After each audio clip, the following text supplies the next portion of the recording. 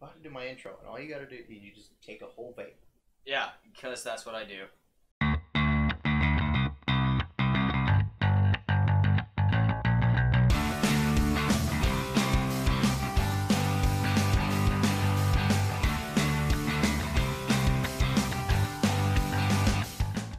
I have a surprise for you. You too? Yeah. Is it hookers? No, it's not hookers. We have a guest. Wow. Fascinating. Not like you didn't tell me this when I got here. You're supposed to play it up. Our guest today is the Great Canadian Guy, as he's known on all the social medias. John, are you known as GCG on just everything? Look, when do I get to see my family? After this. Okay, after this, and you also have to pay us the $200. Jesus Christ. Send us the pictures. Yes, Great Canadian Guy. On Twitter, on YouTube, yeah. You're really playing this up as if we tied you down. And where you live on the other side of, like on the Pacific end of Canada, don't you? Yeah, we somehow... Nope, I literally live as far away from what you described as possible.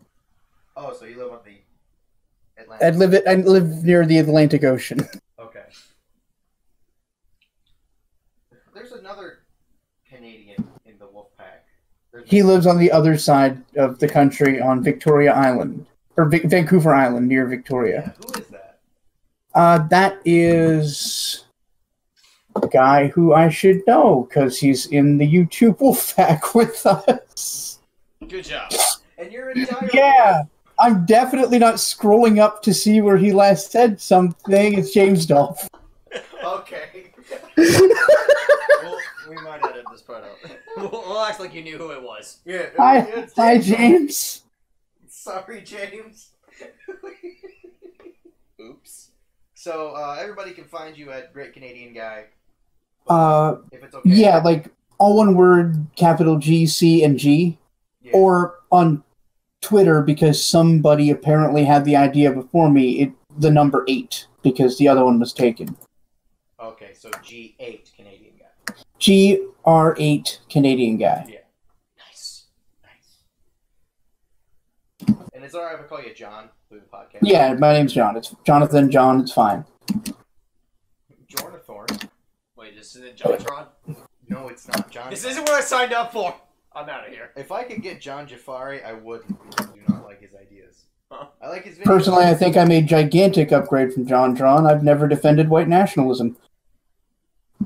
True. There's a lot that I don't want to go into about John Jafari that I don't like. I will go as far to watch his videos, and that's about it. Because I find his videos funny, but everything else about it I do not like. He has ideas I don't agree with. I'm about to freak Dana out by drinking a beer by holding with 2 hands.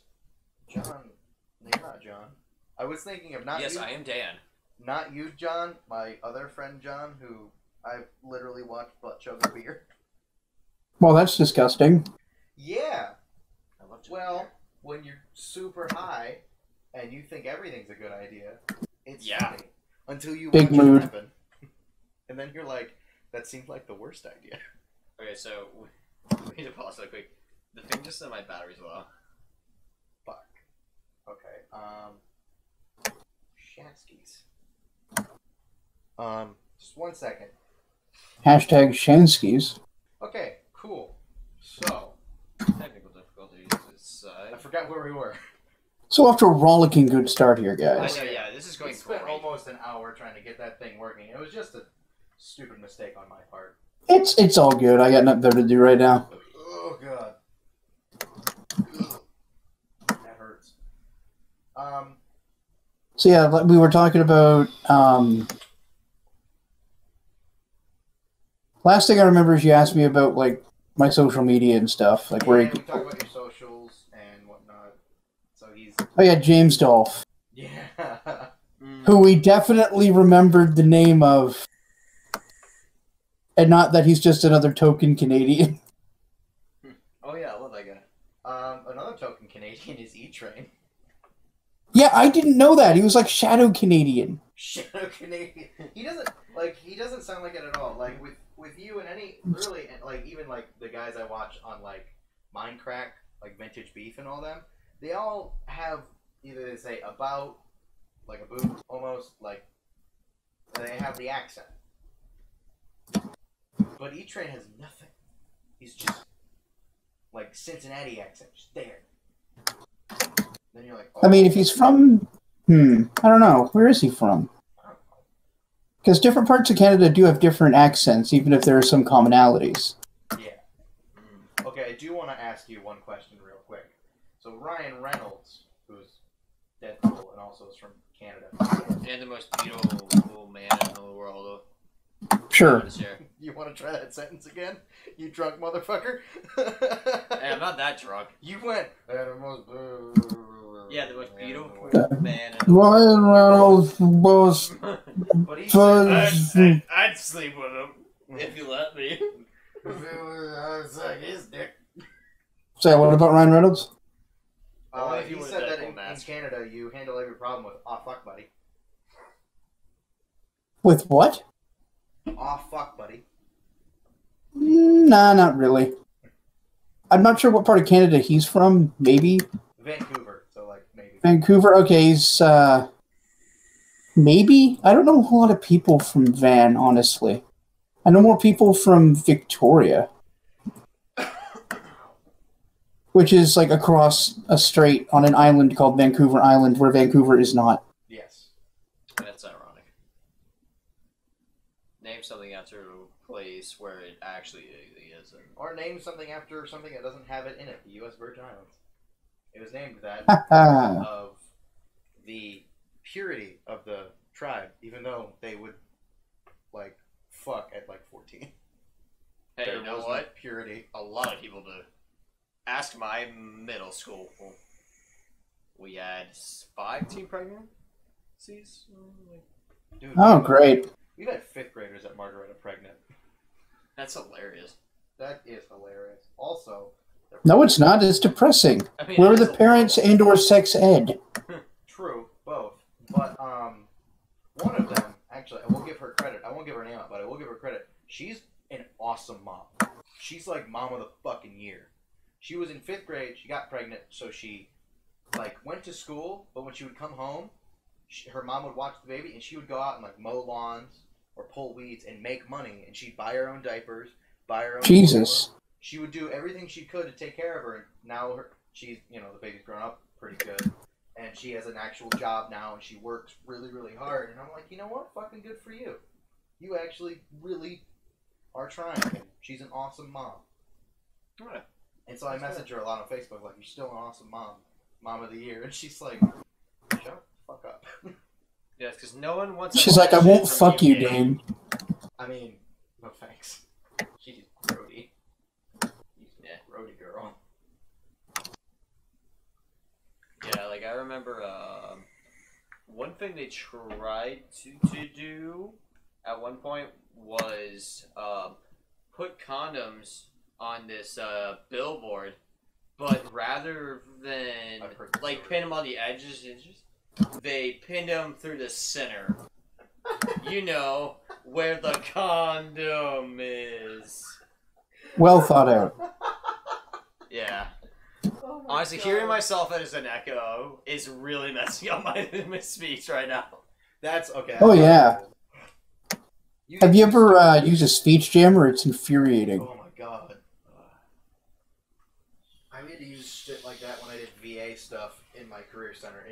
It messed me up all the time.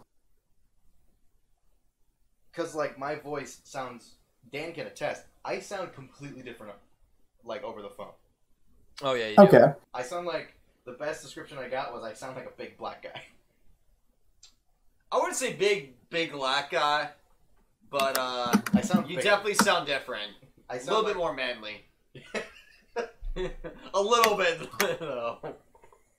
Like maybe this guy is someone I maybe don't want to fuck with.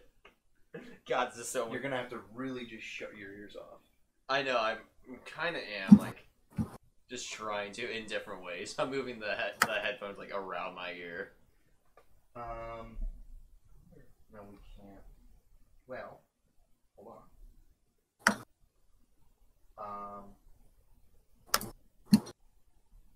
I can't mute my mic because you're off of my mic, so Yeah. damn it. Can you still hear John, though? Yeah, I can hear him. Yeah, I'm right here. Yeah, I hear him perfectly. Okay.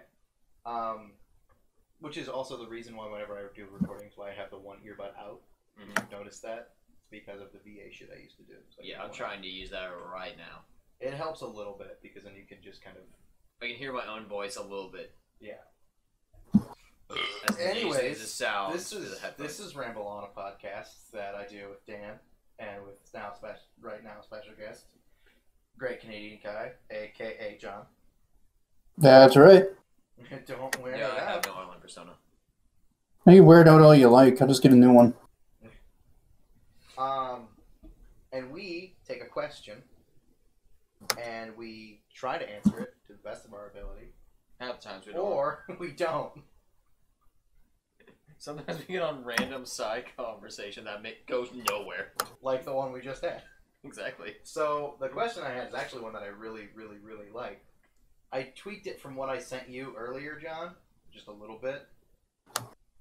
So it's not like tweaked to a point where it's your notes won't work or anything, but like just a little bit. So what it is why do you think that the Minecraft gaming community, like Minecraft on YouTube, is hated by a ton of other gaming communities on YouTube? Even though one of the biggest media companies that got big off YouTube, Rooster Teeth, their longest running Let's Play, most popular Let's Play ever is Minecraft. Who wants to go first? Someone that has no education behind him, but I can go with it. I mean, that is, like, kind of a big departure from the question I was prepared to answer. Because I don't... What the original question you asked was, why do people hate Minecraft? Well, I thought I might have sent it to you wrong as well. I mean, I feel like part of the reason why is because it's a simple game and that it's so simple that it infuriates people because it's like, how is this popular when it's something so simple? It's like Fortnite. People bash on that game so much. All right, there it is. Why is Minecraft hated in the YouTube gaming community? Okay. That's what you originally asked me. Yes. And the conclusion I was building towards is... And give me that conclusion too. Like, just tell me what that one was as well. Well, my conclusion for that is that people dislike it primarily because it's popular, particularly because it's popular with children. Yeah. And they've sort of rationalized their dislikes through a variety of generic opinions. I feel like you'd also go with that since it's like it's geared towards children. It's like you don't have to be too original. You can just like be loud and obnoxious and kids are like, ah! It's hilarious. I mean, I disagree with the sentiment. I think the game's fine, even if it's not for me. Mm-hmm. And I don't see a lot of useful, convincing criticisms of the game. As for like the community, I don't really have an opinion on that because I don't watch Minecraft YouTubers. Yeah, and that's like the big joke with a lot of gaming YouTubers is watch my Minecraft channel. It might be, you fucking idiot. I know. It might be less popular of a joke now because I mean maybe whatever. I haven't stayed up to date on new gaming YouTuber stuff. I kind of have like my 5 that I watch and that's it. I mean, it's been Okay. Fortnite now, from what I've. I was going to say, isn't it like saying the N-word while playing Fortnite? I thought that was the new thing. Yeah, that kind of is. That or like how for a long time League of Legends used a Jewish racial slur to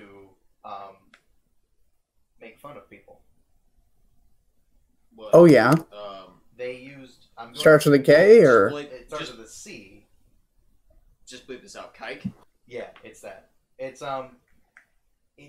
it's just I mean I'm not gonna bleep it out, but just know we're not being derogatory towards anybody. We're just explaining what it is for people who didn't know. Yeah. We're saying a word.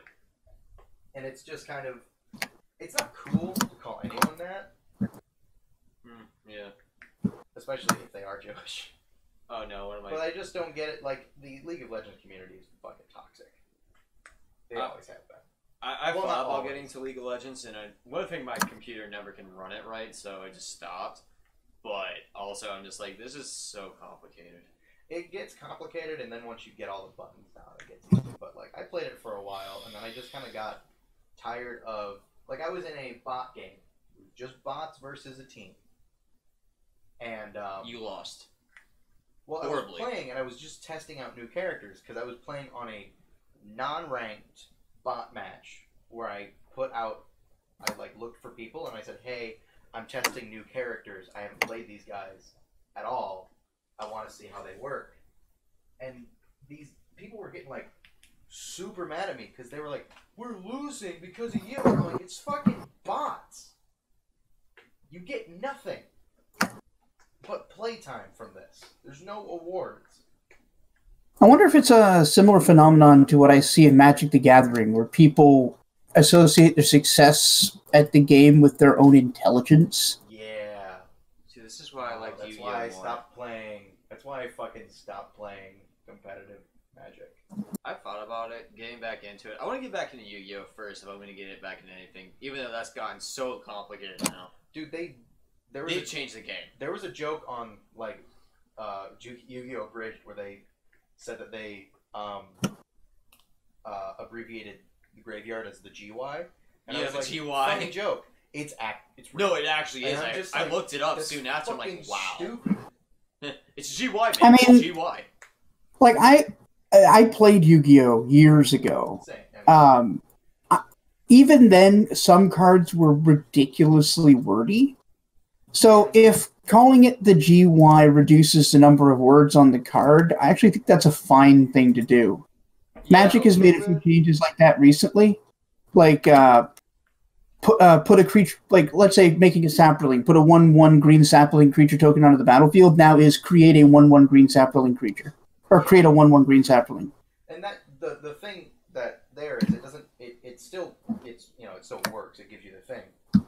The thing with Yu-Gi-Oh! Is when they abbreviated the GY, there were ways they could have made the effects of different cards smaller. Like, they could have brought it down, but they instead expanded. There was one card I got on, like, Yu-Gi-Oh! Duel Links. It had 4 bullet points on what it did. And it had an effect before all of that. And I'm like, that's too fucking much. Well, it's Yu-Gi-Oh! Now. It's like, it's gotten, like, really complicated. Like, every monster has a specific effect that it does to help you win the game. It's like, it's deck building now. You literally have to have themes around your decks, which I kind of was like, I don't like that too much. I just like throwing a bunch of cards together and going like, here we go. And I would play with my friend Dakota all the time, and then he got super competitive into it, and then made an Eldrazi deck, and he wiped the floor with me because it's Eldrazi's. Mm-hmm. Where they made Emrakul 1 legal and 2 easier to bring out. So like that's just not fucking cool. I mean, Spaghetti Mom is cool, but she's not really dominant in any format outside of, like, legacy combo decks. Yeah, but then they they revamped her and Raz the Eldrazi to. Oh, that one barely sees any play. It got played in standard for a while because it's very strong. Yeah. But, like, it's not as good as the original Spaghetti Mom, and it's not even as good as, like, the Ulamog from that cycle. Oh my god. Because that just kills 2 things when you cast it. It kills 2 things and then says, hey, guess what? Eat a dick. Yeah, well, it takes, like, it takes 20 cards out of your library when it attacks or some shit. God, it's fucking nuts. See, this is why I mainly did Dark, because it did exactly that type of stuff. I was like, and you lose a bunch. But, like, he would play this big Eldrazi deck that would land ramp and get him all this stuff out real fast. Sure. And he was like, he was getting real cocky. He's like, you can't beat me. And I was like, I'm playing for fun. But, since you want to be a dick, you play that. Let me play my legacy deck and we'll see who wins. And he's like, fine. So I grabbed my legacy deck and I wiped the fucking floor with it. Nice. What were you playing? It was based on Power Sync and Spy Network. So it just literally went like, here's all your shit. Get rid of it and let me see your hand. Cool, that's fun. Discard your hand. Fuck you. So my melee decks were in around. Power Sync's just an X-blue counter spell that makes your opponent tap their shit, right? Yeah, it taps all the shit, and then you're like, alright, you want to play it? Fuck off. You're not going to play it. And then I use Spy Network and be like, hey, what's in your hand? Like this. I was like, cool. Both players, it played a card, I forget what it was called, but it was like, both players discard their hand. And so we both do. I'd only have one card. He'd have his whole hand, and I'm like, cool. Well, yeah, that's just card advantage. It's good, clean living right there. And then he would draw bullshit because he would make sure that he wouldn't stack the deck, but he would always get a good hand right away. And then I'm like, okay, get rid of it. And then he'd get a shit hand, and I'd win. And he's like, how do you do that? I'm like, because I've been playing this for 5.5 years, and I played it competitively for 3.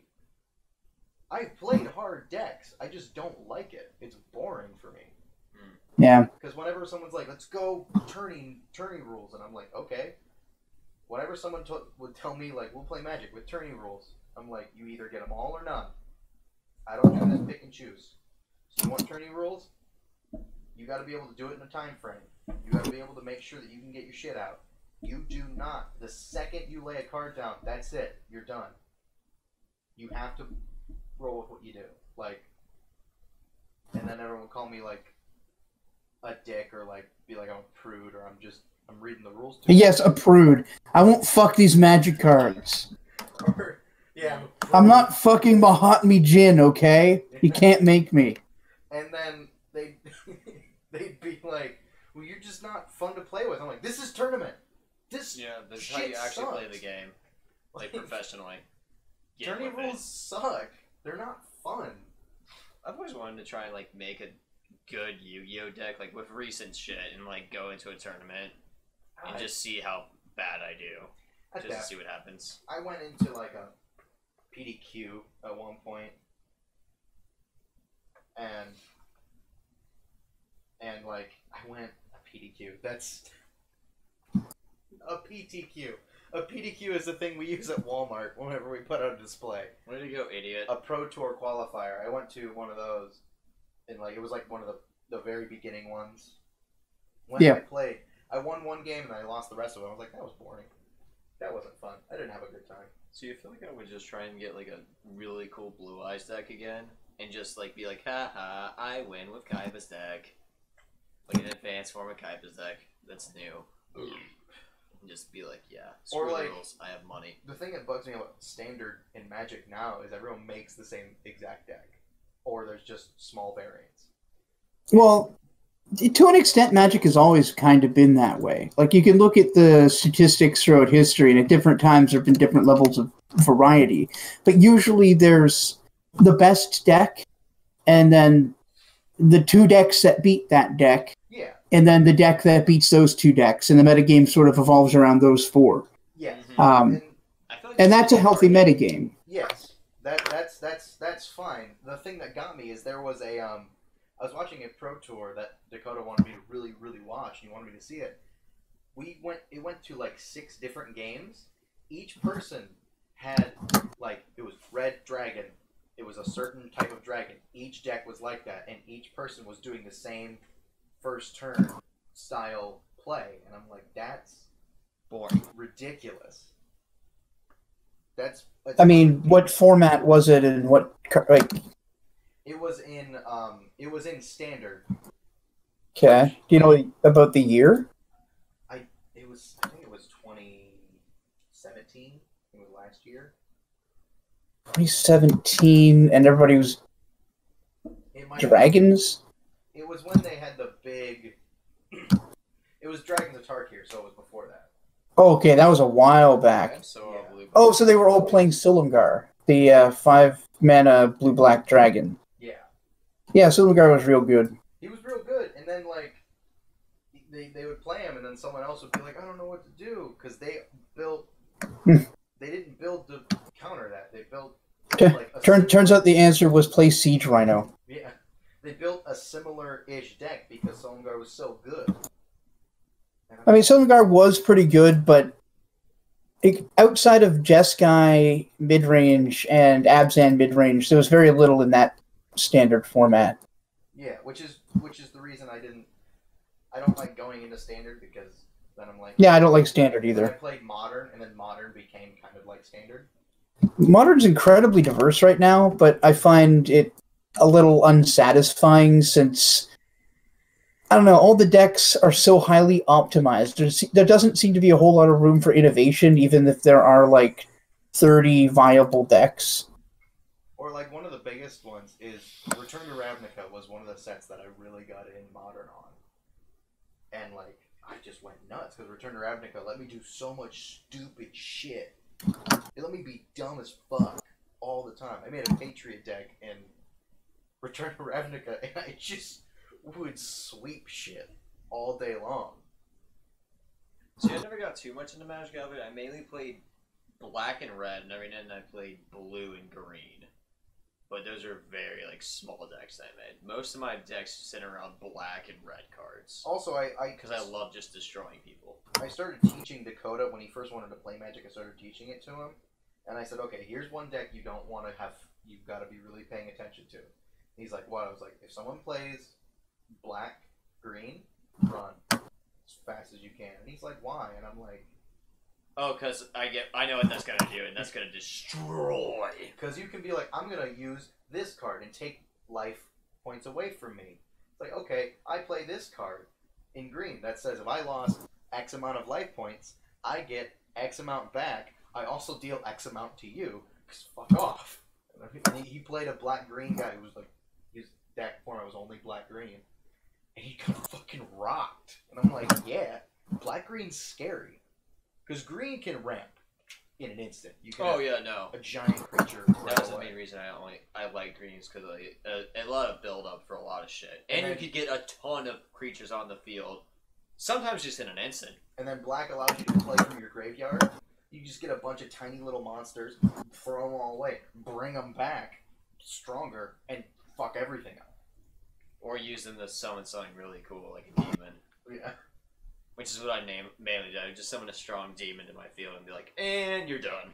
Or the one that wasn't fair on my end, I made a Nephrox Overlord of Grixis deck, which was black-white, and its whole idea was to get out Nephrox, and it was also supposed to get out Angelic Benediction, which was an enchantment that let you get Exalted on every creature, and it also had Exalted. So Exalted, if a listener doesn't know, Exalted basically is if a creature attacks alone, if any creature attacks alone, it gets a +1/+1 counter for every creature that's not attacking. That doesn't get a counter, it just gets +1/+1 until end of turn. Yeah, that. My bad. It's okay. So I would just take Grixis out, he was flying, and then he'd come out, and then they wouldn't, either they have a flying that couldn't do enough damage, or they wouldn't have a flying creature, so he's just kind of hovering above the board. And then next turn, I'd be like, by the way, he's like 90 damage. And you're dead. And they're like, why? And I'm like, shut up. Hey, that's what happens when you get into cock magic. And that was the only deck that I really was like, I'm being a dick. And I'm perfectly okay with that. I remember my one buddy, he always wanted to play, I forget what it's called, but it's like when you have like 100 cards in your deck. It's EDH. EDH. Commander, yeah. He always played Jaleva. And that was always super annoying. Jaleva was mean. Yeah, she was. I hated her. Mean. He always won 9 times out of 10. I hated him for it. Anytime I won, I would just rub it in. I'm like, yeah, how's that Jaleva deck? God, she was so mean. I never got into Elder Dragon Highlander. That's what EDH stands for. But I never got into it because I didn't like having such a big deck where I couldn't have doubles. Because I always liked having doubles or triples or quadruples of a card. Oh yeah, same. Because I basically built my deck to work. It has this one strategy 4 times in a row. So even if I get fucked, I hopefully have it still in here somewhere. Oh yeah. See, I actually prefer, I don't know if prefer, but I really enjoy singleton formats. Like, there's a format that's catching on a little bit called Canadian Highlander, which is It's like vintage 100 card singleton, but there's no banned list. Instead, there's like a points list. So you could play any cards you want, but to an extent. Like you can't run Black Lotus, Time Walk, and Ancestral Recall in the same deck. Oh god, That's just too many points, that sort of thing. Because then you're just Have playing more than vintage. one Black Lotus card. That card costs like $10,000. Yeah, it depends on the quality. They can go for up to 60K.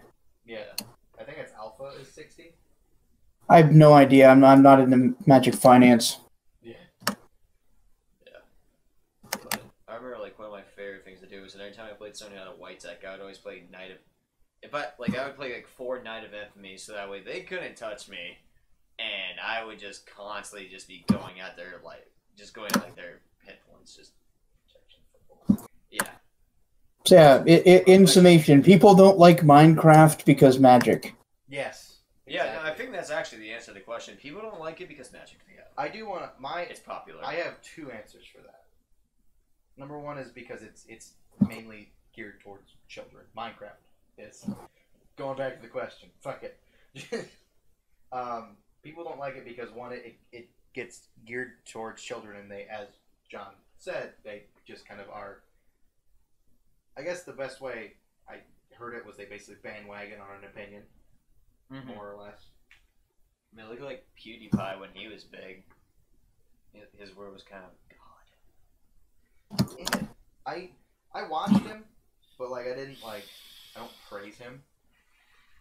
I never got into PewDiePie. I got But- into PewDiePie a little bit when you played like mainly horror video games, but when you stopped But- playing like horror video games, like alright, this is kind of just because like his screaming just stopped making sense to me. If you want to here is a video series by him.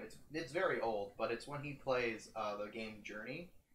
I heard that was good. I He's never watched super that. chill in that. He's not like going crazy because the game is chill. If you ever played Journey, it's a chill ass game. But he's just super chill the whole time, and he doesn't like scream about anything. And it's just a really nice, pleasant. If you you don't know what to watch, and you want a short-ish playlist of a good game, Journey's fun. PewDiePie playing Journey is pretty just chill. But the other thing is that Minecraft got so big. It got big, and then it got huge. It got big over time, and then got huge rapidly. And I think it's whenever something gets huge quickly, there's a group of people who are like, we hate that now. Yeah, I mean, I see that. I mean, you see similar things with like Fortnite all the time, and like compared to PUBG, everyone's like, "Well, PUBG was here first. Why isn't it the popular one?" It's like because Fortnite is colorful and like it's just supposed to be free. stupid. Yeah, it's also free. You don't have to pay for Fortnite unless you choose to. PUBG's a Which lot most of people fun. do. I will admit, I played. I preferred PlayerUnknown's Battleground to Fortnite. I played PUBG and Fortnite both.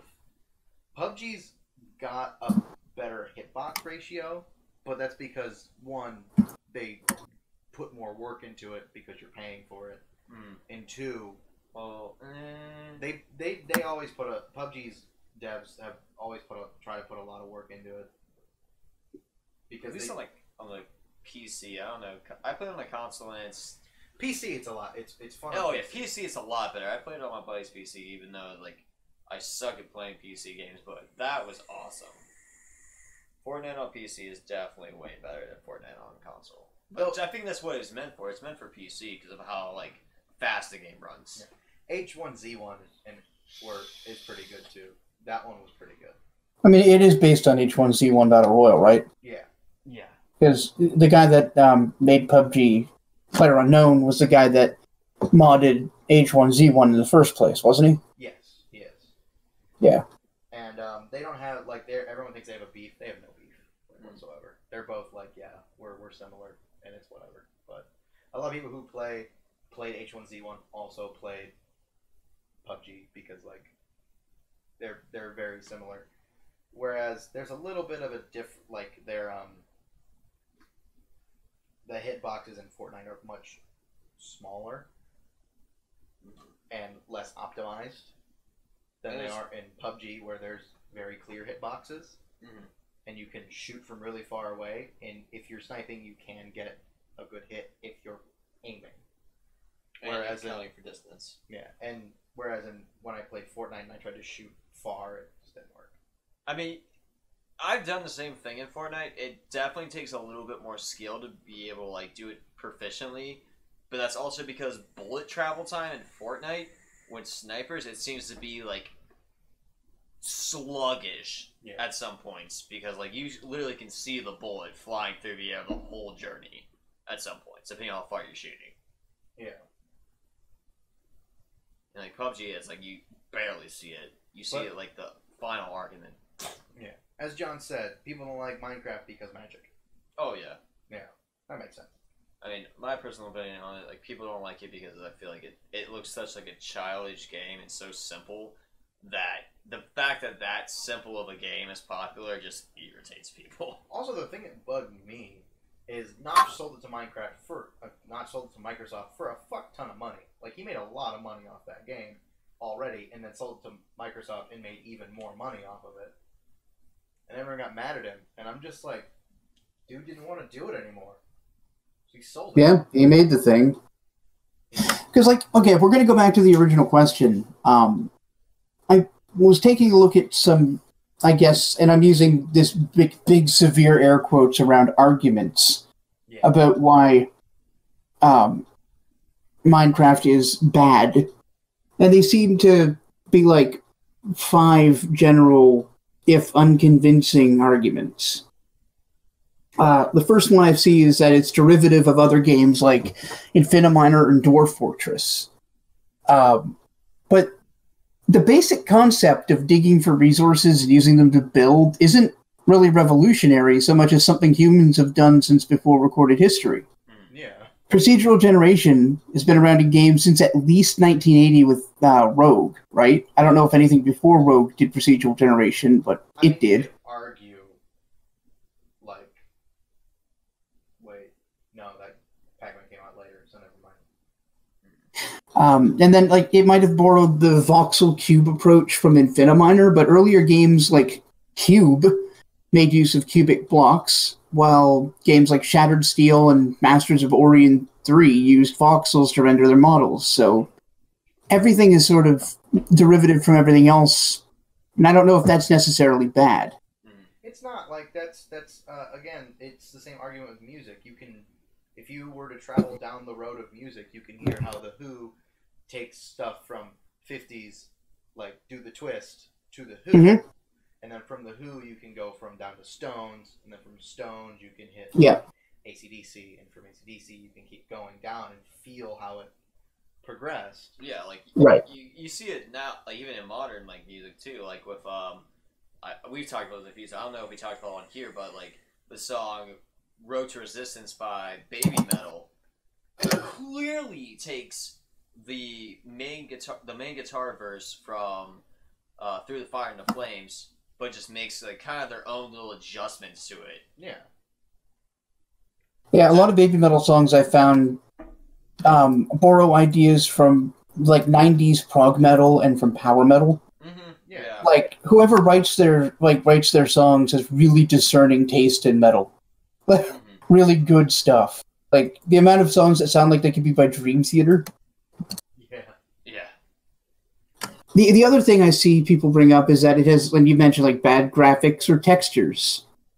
And I guess, maybe, but, like, using the cube voxels allowed Notch and then Mojang to make the game easily accessible for a whole bunch of people and easily modified at the expense of graphical fidelity. I suppose if you don't like it, that's fine, but I'm not so sure bad graphics is a reasonable criticism if it does the job and presents the thing adequately. I've always been of the opinion that your game shouldn't look any better than it needs to. Yeah. Mm-hmm. Like some things like Detroit should look like films because that's what it is. But a game like Minecraft, does it really need to look much better than that for it to function? Not really. Like, yeah, I mean, it just does its job because it's not saying here. It's saying here's this world, build it. Yeah, exactly. Like it's creation as an it's like It's like the early days when like Halo was really big, and you had the sandbox idea for like Halo 3, and you could build whatever you wanted with a map and create these crazy maps. Yep. It's a similar concept. You just do your own thing in this Yeah. space you're given. So sort of taken to its logical extreme and then given its own sort of procedurally generated world to work with. Mm-hmm. Yeah, and creates its own identity through that. I've also seen arguments that it doesn't conform to like someone's specific definition of a video game, like not having a normal progression, obvious goals, or like boss fights. Mm-hmm. I think this is a no true Scotsman argument, and it trying to exclude Minecraft from their generalized their generalized definition of what a game is. Like, Minecraft is an exception to that generalization, so they're trying to just wholesale eliminate it from the group. Yeah, and they're saying it's not a video game because there's no real, like, clear-cut goal throughout, which, like, kind of doesn't really have to be the point. The point of video games is supposed to be, like, a relaxation thing, so if not having a point is relaxing, then it's actually a video game. Like, if I'm just bored and I don't want to really play like a game that has any sort of plot to it, I just load up a random world in Minecraft or a world I've worked on for a little bit and just go, put on music and go for like an hour. Because that's sometimes I like to just do that, and then if I don't want to, I can save it and leave. And when I open it up again in like a month, it's still there. Then of course there's the whole like childish or for kids or too easy thing, which really seems like a subjective opinion that isn't useful in this conversation. Yeah, like, how do you even criticize somebody's idea that it's childish? Well, that sounds ageist to me. Childish. Yeah, and it's too easy. Video games don't have to be hard. Yeah. It's like whenever someone brags about how good they are at Dark Souls, they aren't that good at Dark Souls. Oh man, I got so mad. You know the couch bum, right? Still like the tutorial boss. I know what. You know the couch bum, right? Oh yeah. Yeah, like he picked up Dark Souls around on like DS3 or whatever. Yeah. And he's already better at Dark Souls than me. Yeah, I mean. He got it. Yeah, and it's like I'm not that good at Dark Souls. I'll never say I am. I can play the game, and I mean, I've beaten them all. I'm about to finish Bloodborne, but I'm not exactly some sort of, like, expert. I understand the inner workings of the game on a level like someone who plays it all the time. It's because I played it all the time. I just didn't dodge a lot. I'm just not good at it because I like to have fun, and a good friend of mine who's also named John likes to, instead of having fun with the game, he likes to rush through it as fast as he can. That's his idea. Which is fine in its own regard. Yeah. Which is, I'm like, whenever he came into my world in Dark Souls one day, rushed forward, way ahead of me, killed all sorts of enemies and beat a boss, and like went in and just beat a boss for me. And I'm like, stop. You're in my world. We play the game my way. Now, if I go to your world and play the game with you, we play it your way. That should be how it works. It's the same thing. Like we actually I had a neighbor like this when I lived with Dad. When I went over to his house, his parents didn't like cursing, so I wouldn't curse. I just wouldn't.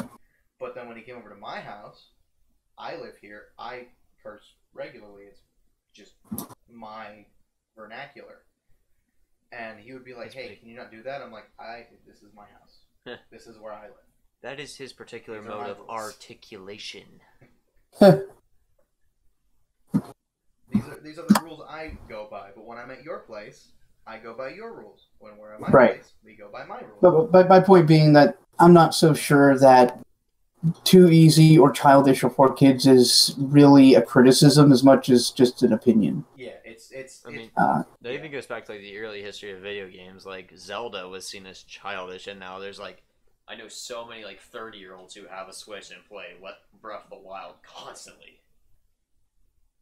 I mean, I was literally a child when Legend of Zelda came out, so I can't really say.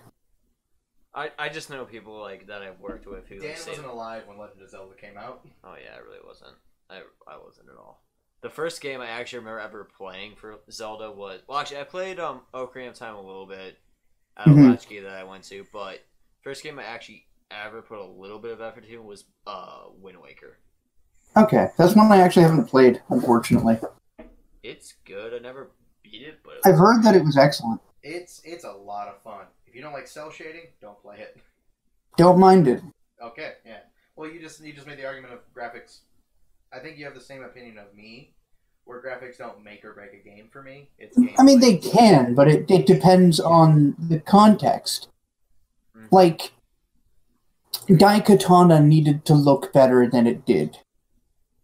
Okay, yeah. What's an example on the other end? Minecraft. What's that? Minecraft. No, an example on the other is something that looks really good but really didn't need to. I guess you could argue Skyrim. Skyrim looked amazing when it came out. Yeah, when it came out. I think Skyrim needed to. I think RPGs like that need to be as like high graphic fidelity because you want to be able to lose yourself in the world. Yeah. Immersion is definitely a key thing. I'm thinking about something like that didn't need to be as graphically impressive. I don't know. Maybe? No. The fact that I can't think of an argument kind of hurts my stance here. I was gonna almost say Undertale, but that game is like it's perfectly it's how it should be, or how it wants to be. I'd say actually I'd go with Final Fantasy 15. Yeah, okay, yeah, 15. I could see that. That it looked really nice, but it didn't need to look as nice as it did. Another one was Xenoblade Chronicles, the first one. That one looked amazing, but it didn't need to look as good as it did because you just got lost in the story itself. Oh, Final Fantasy 13. There we go. Yeah. That was a game that was beautiful and really could have used a lot more time on other things. Yes. There's a reason people played it a little bit and went like, "All right, listen." Like no, but it picks up 40 hours in. You just have to play it. My cousin Chan loves Final Fantasy. He loves all the games. And 13 came out and he's like, "Dude, I'm getting Final Fantasy 13. I'm excited." I'm like, "Dude, tell me how it is." And I waited a day. He like played it, and then a day later he's like, "I'm taking it back." Damn. And he was disappointed. Because he was like, it just took forever to do anything. To do literally anything, it took forever. I just didn't really resonate with any of the characters except for that one dude the pilot, what was his name? I don't remember. The black guy? Yeah, the token black guy. Yeah, exactly. But at least he was interesting. Yeah. Lightning. And then the last thing, and I think this is perhaps the closest to to the truth without really being it, is a toxic or bad community. Yeah. That happens in any community though, like any community that's sufficiently large, I agree. Like the anime community is like one of the biggest examples, in my opinion. Like when it comes to like there's a good context in it, but some of the community is just horrible for the reputation of like the group. Sure. So what I think is that the perception of the game through its fan base turns some people off of it. Yeah. Particularly if it's perceived as for children. Yeah. And ultimately, I think that people dislike the game largely because it's popular, particularly because it's popular with children, like I said earlier, and then have rationalized their dislike into the above categories. Yes. Because they want to... And then there's people who... I have friends who are like this, who want to dislike something because other people dislike it, and they just want to be in the train. Sure. And I mean, that's a fine... That's not... But it's an okay to dislike if you want to just... Be an asshole. Bandwagon. Be an asshole. I mean, if you could be anything, why would you be an ass? Mm-hmm. Yeah. Talking to you, Jonathan Seymour. Seymour!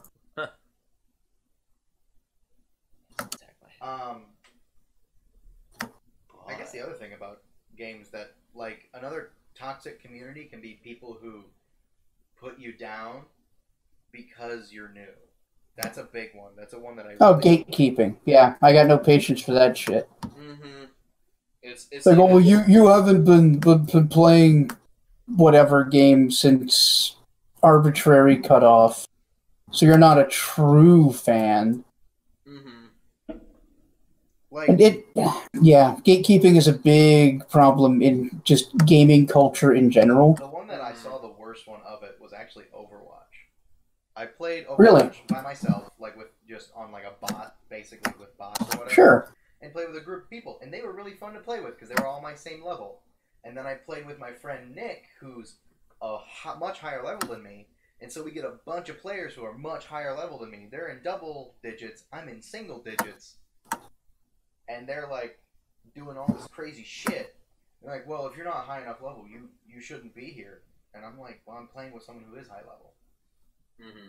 And if he were to play, I'm not going to make Nick downgrade himself because I want to be more fair for me. That's not fair to him because he won't have fun. See, I had something like that. Though, like even like when Call of Duty used to be the huge game, like people used to like give shit for using a grenade launcher. Even if like you're using like a tactical way, like I used to get shit on that constantly because my favorite thing to fucking do was run around with a grenade launcher and like kill people who are in windows and just like, yep, I see you, boom, you're dead. Sorry, and they messaged me like, you noob too, motherfucker. I'm like, just shut up. Who cares? Yeah, how dare I not play the game the way that you play it? It's the other thing. The thing that gets me so mad is when I would play a sniper. They'd be like, you camping fuck? And I'm like, that's what a fucking sniper does! That's what snipers do. That's what you do! This is 3 years of pent-up rage. Oh, no, I absolutely loved... Okay, the only FPS I ever put any real time into is Halo 3. Oh my gosh, yes! So my only, like, strategy ever was camping, and I loved how mad people get about it. Oh yeah, I would just start messing They with people. hate it! My like, feeling on... Oh, go ahead. I was going to say, like, it's not like there are 1,000 places to hide on any level either. Like, you know where I'm going to be, and you still can't figure out how to stop me? How is that a me problem? Honestly, if I knew you were there, I'd just shoot a rock at you immediately. Right, because you've thought that through. Or the other thing you would do, if you want to draw out a camper, look around your surroundings before you run out of the safety of a building or something. Look, if you see a window, don't follow the path the window's in front of. It takes a second and a half to move your cursor up and go back. And then be like, oh, there's a window. Let me go behind the window instead.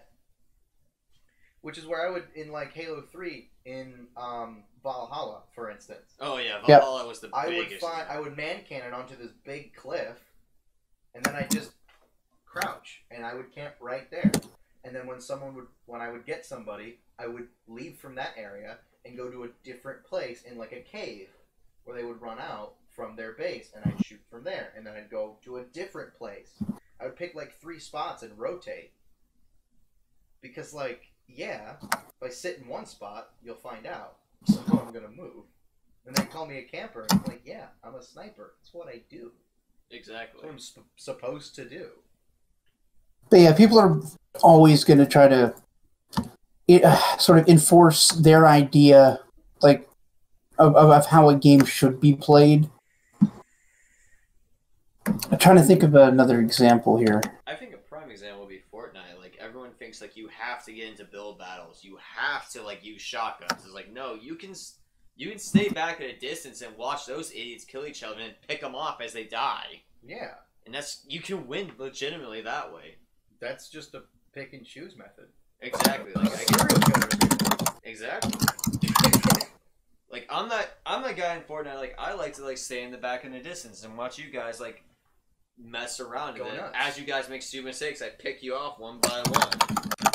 It's like, sorry, you guys are idiots. I'm hitting in a bush that you can clearly see my gun through. Or one that I had a big problem with was I was playing Junkrat in Overwatch.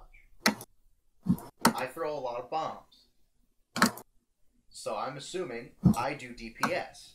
because I throw bombs, which do a lot of damage, and I can throw many of them constantly. So I would sit on, like, we'd do payload, so I'd sit on the payload, and I would shoot bombs in front of the payload constantly, just going nuts. I'd find people and I'd shoot bombs at them. That's what I did. And everyone's like, you gotta get up high and throw your bombs down. And I'm like, why? Why? I'm not a bomb sniper. I just throw bombs. Hashtag bomb sniper. I throw traps behind me so that we can't have people sneaking up behind. And then I throw bombs forward so I can't have people going forward. And then there would be nobody on the payload when I play payload. And I'm like, where the fuck are you guys? Like, we're trying to pick them off. I'm like, you don't get points for kills in payload. You get like a little star that says, good job, you killed people. Fucking, you lost the game because you didn't move the payload, dickhead. Yeah, but it's a moral victory because I killed them. Yes. Exactly. I may have lost the match, but I went 5-1 on my KD ratio. There we go. Like, if it was free-for-all, if I played free-for-all and I was Junkrat, I will hide immediately because I'm squishy.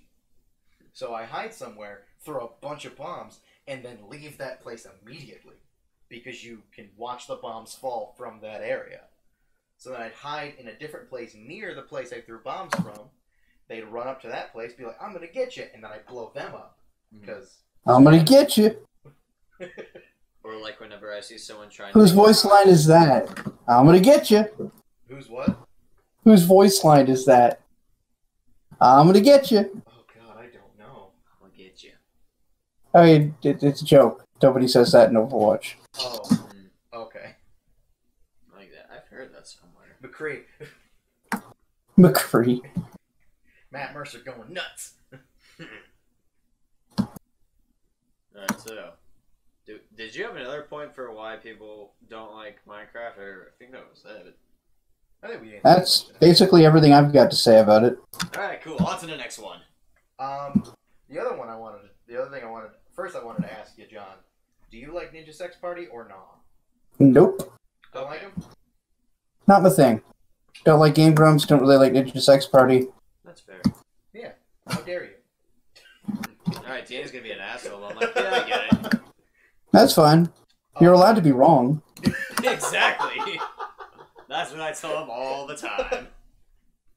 It's just, one of my friends, he's hardcore into some YouTuber. I don't fucking know who it is. I don't watch him.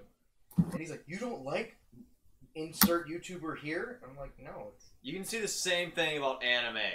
Yeah. You've never seen Death Note? Like, For shame. my friend Gabe... Your opinion isn't invalid now. My friend Gabe, I was talking about Bleach.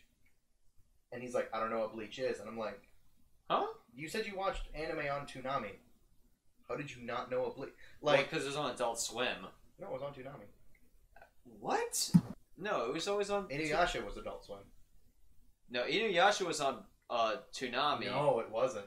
Inuyasha was on Adult Swim. It had boobs. I swear to God, Inuyasha was on... Wait. Inuyasha I watched Inuyasha on was Wine TV. You're not in America. Shut up. Adult Swim's an international network. I don't know why I'm like... We have Adult Swim here, you donk. Do you? Yes. They're not even... I don't think Or they're... is it Adult Swim CA? I'm pretty sure they're not based out of America. Most awesome TV... It's a grown-up dip here. Yeah. Do you even have Rick and Morty there? I mean, we do, but I've never seen it. It's fun, I like it. but like if it's... It seems like I've liked every clip I think I've seen of it, but I'm just not super... No, keep going, sorry. I'm not super inclined to, like, start watching it. Every clip you've seen, it's basically that's the whole premise of the show. But Yeah. that's definitely Although, an example, though, of a toxic fan base. It's the Rick and Morty fan base. Like, that is a prime Well, example. to be fair, you have to have a very, very high IQ to appreciate Rick and Oh Morty. yeah, no. If you're not smart enough, you definitely won't get the humor. That's it. Oh yeah, you have to be an expert in the philosophy of Kierkegaard and That's a No. They made a quantum mechanics joke, and I laughed my ass off when I was watching it. That means I'm smart. They made a quantum mechanics joke, and I laughed my ass off, and Shelby was like, why are you laughing? I'm like, listen, it's a really dumb thing I've read in one book that I don't know why it stuck with me, but it did, and they just said it. So that's it. That's all. Honestly, when I watch Rick and Morty, sometimes I'm taken back to when I took Lit Theory, and I'm just like, literally the whole point was, yeah, life sucks, existence is pain.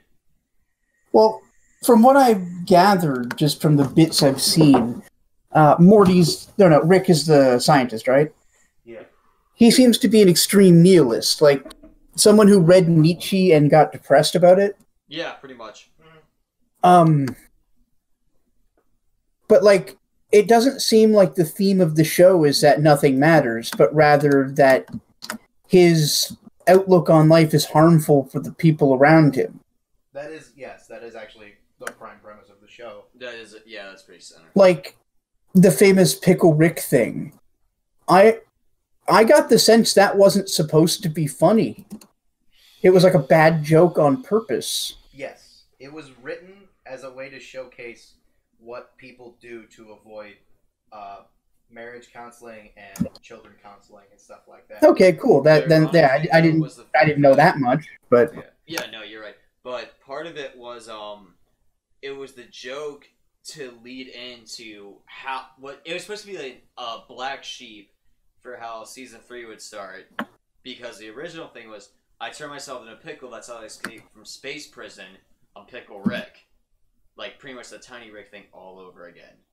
And then it got so much momentum after they did the April Fool's episode that they're like, well, I guess we're going to do it. They had the Pickle Rick episode. Justin Roiland and Dan Harmon were like, oh, we can write a show that has a story.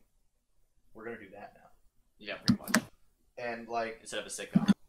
Yeah, they really wanted to showcase people, because I know Justin Roiland went through it with some, like, him or a friend of his went through something similar where he had a parent figure or they had a husband or wife figure who would do everything they could to not participate in, like, marriage counseling or children counseling, and he thought it was wrong because, like, this is here to help.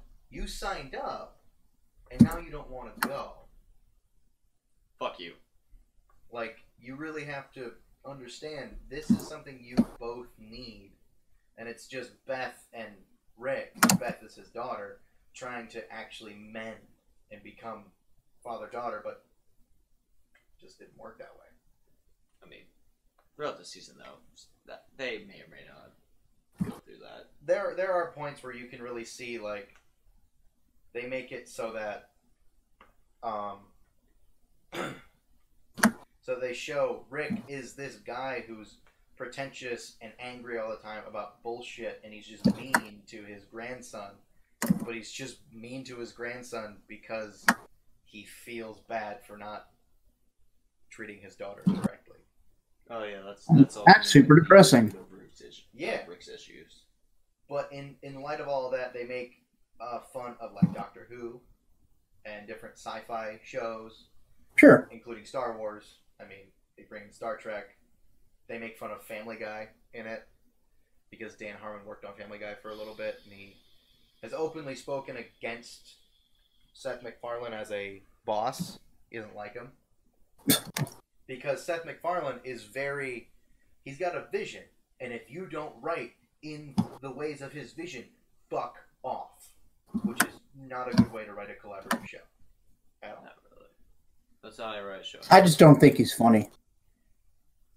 Seth MacFarlane, if he's not the center of attention and he's just a standing party, he's pretty good. If he's just supposed to be there, if he's not like, we're interviewing Seth MacFarlane. It's like, we're interviewing this person, Seth MacFarlane's also here. Well, it's more like his shows I haven't found funny. Yeah. The only one that I've really liked is the Orville, because it's Star Trek. I love Orville. The worst part of the Orville is any humor involving him and the blonde chick. A little bit. Yeah. Like, all the other characters are great, and I like the Star Trek-y stories. if they could just turn those characters into absolute straight men, I think that they could have a fucking gem. Except for the aliens that are all male. That was amazing. Yeah, no. I mean, there was a lot of very good to it. I don't mean straight like sexually straight. I mean the comic idea of the straight man that that is just trying to run a goddamn ship, but then you've got like a blob that's trying to fuck everybody. Yeah, it's just fun. Make it fun. Yeah, no, I didn't mean straight people. Make them all gayer. That's what I'd like. Yeah, that'd be funny. Make them all oops gay. Uber's gay. Uber gay. Uber gay. Yeah. Actually, I thought they did a pretty good job tackling a tough issue in that episode about the, like you said, the all-male race that isn't actually all-male, but forces that idea on its... She keeps messing with the thrower off. Because I don't want... What's that? My cat's biting my headphones cords, and they're Razer headphones. They're not fucking cheap. And I got them for free, which is why I bought them. I'm about to pop you in the nose with that. Basically, his old roommate, actually, our friend, I'm not going to put his name out because he doesn't like it. He's asked me not to. Not Mark. So what was the question we were even fucking answering? What is that? I don't remember. Oh, right. It was kind of about... Well, I did think of when we were talking about Seth MacFarlane and stuff. I was like, I wanted to kind of get your wording on TV comedy. So, like, comedy involves a lot of timing, and it's comedy can be very produced. Sure. But my favorite type of comedy, my favorite of all time, is improv comedy. Like an impromptu, like whose line it is anyway type shit. I find that hilarious. Because it's just... It really comes down to the quality of the comic. I don't think I prefer one kind over another. Maybe sketch comedy is my preferred one, but even then... I would agree with that. Yeah. What's that? He said he would agree with that. Yeah. I would definitely prefer sketch over improv. I think improv's... The problem I have with some improv is there's a power gap between, like... I don't know, maybe that's not the right word. If you're not at least so good, it's fucking awful. Yeah. Mm-hmm. Yeah. If you don't like when you talk about Who's Line, those are some of the best improv actors in the world. Yeah. Mm-hmm. Like Call the Mockery, Wayne Brady, Ryan Stiles. Those guys are amazing. Mm-hmm. But like I've seen like smaller improv troupes, the one at my university, one at my high school, and they all sucked. I will give it up for I forget the group we had at my university. Plastic Shatners. Yeah, they were pretty good. I've seen them once, and I remember laughing pretty hard at Plastic Shatners were really good, but it's because they all meshed really, really well. Mm-hmm. And I feel like that's one thing that they definitely try and work on is like chemistry between the group. It's not exactly the improbabilities. Yeah, and that's another thing. Chemistry. Yeah. Loading Ready Run has become. I don't know if you guys are familiar with them. I'm familiar. I haven't watched a lot. Yeah, they've become more improv-y over time because they've got like professional improv actors that have joined the group. And their like ability to play off of each other makes up for any kind of weakness that any individual might have. I find that their approach to it is really good. Yeah. Mm-hmm. I feel like when it comes to improv too, it's like some like sketch in a bag. I'm not a big fan of that type of improv. I'm more of a fan of tag improv, like the one where it's like people do act out a scene for a little bit and someone says pause, tags someone out, and then creates a new scene. I kind of like that sort of comedy, just because like it's a little bit random and you don't exactly know what's going to happen next, but you have an idea. There's also suggestive improv, which is where they take audience suggestions or someone in the middle makes it so that like you have to change a scene. So like you're doing a scene and they're like, nope, now you're doing this scene instead, and it's like, oh, okay, make it funny, which takes a lot of work to know, but like, I mean, you know, you gotta take what you can get, kind of thing. Yep. I like comedy. I just like comedy in general. Yeah, sketch comedy probably the thing I would go to, like anything from Monty Python, Blackadder, been a Fry and Laurie to like Kids in the Hall, Whitest Kid You Know. No, WKUK was so good. Yep. Oh, yeah. Oh my god. A gallon of PCP.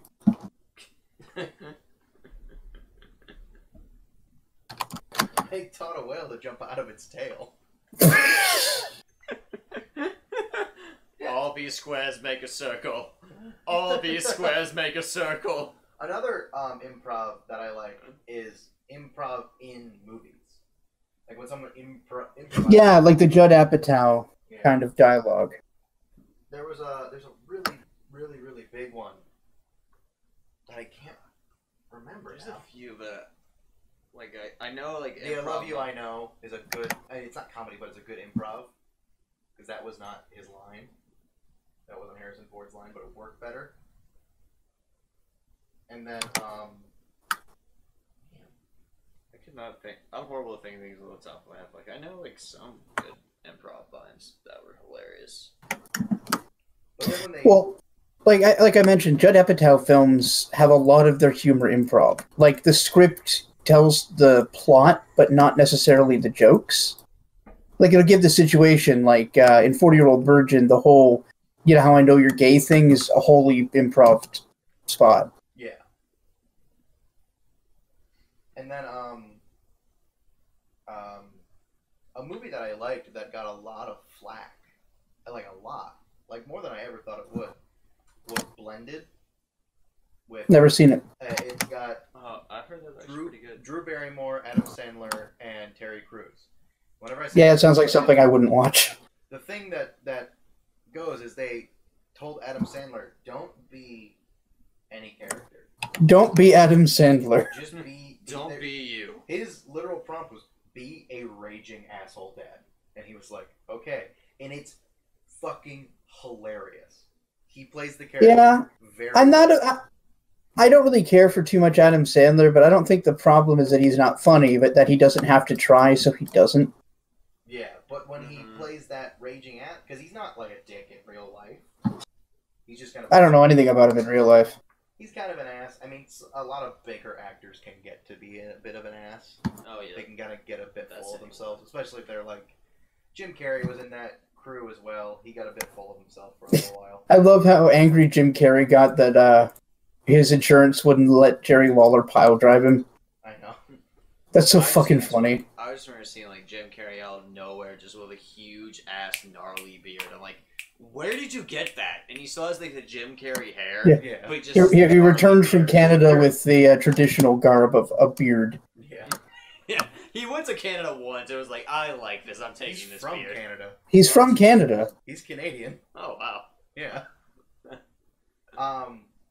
Now, he went the Brett Hull route of like moving to America and just staying. Yeah. That was something I thought was like... that was the first time I found out that you could play on the Olympic team for a country you weren't born in, when Brett Hull played for America. I think the only requirement is you have to have been there for like so many years. Yeah, you have to be a citizen. Yeah. A certain level of citizen. I don't know. Like, I mean, I don't know much about American immigration other than you guys are bad at it. Oh, we're horrible at it. We'll take whoever we want. The thing is, the test that... We'll take whoever they want as long as they're white. All right, Pretty much. We're gonna... Nope. I know, no politics. I'm shutting up now. I'm not going in that discussion, because I have many views on that. But not this podcast. That's another one we do. That's a different one. Political views. Dun-dun. I've just always loved the one thing I will say about our citizenship is the people who, to take the citizenship test. Oh yeah, half of us would fail it. There are people in America who can't pass the citizenship. Oh, of course not. Yeah, because we're lazy, stupid Americans. That's half of us. Well, we also go the route of standardized tests, which is the worst idea. Oh, fuck yeah. On the planet. I mean, like, the basic idea behind standardized tests isn't necessarily bad, but teaching people to pass tests instead of to know things is problematic. Yes. That's why half of us are idiots. Yes. It's because they teach Like, we have standardized tests here. Like, you have to pass a standardized English and math test at 2 different points in academia, but that's in, like, grade 8 and 10, and you get to retry it again and again until you get it. Yeah. It's just a matter of, like, you have to be this good at reading and adding to like, be an adult and live. The issue that we do here in America that makes me mad about our schooling is we go into it and we're like, here, we're going to teach you all this general education all the way up through high school. Okay, good. You learn how to do your basic algebra, a little bit more advanced algebra. You understand science to a good level. You understand English, all this. Right. We load people up with all this knowledge, and then we take them to college, and then we do the same thing for 3 years. And then you also get to other things that you really should have learned in life, but you don't, like how to do your taxes, how to... Oh, no, that shit should be people public don't know how to education. write a check. I know how to write a check, but a good majority of my friends have no idea how to write a check. Yeah. Which is shocking to me. No, I absolutely do think that that sort of stuff should be a part of education curriculum. I'd also like to see more critical thinking taught. Or abstract thinking.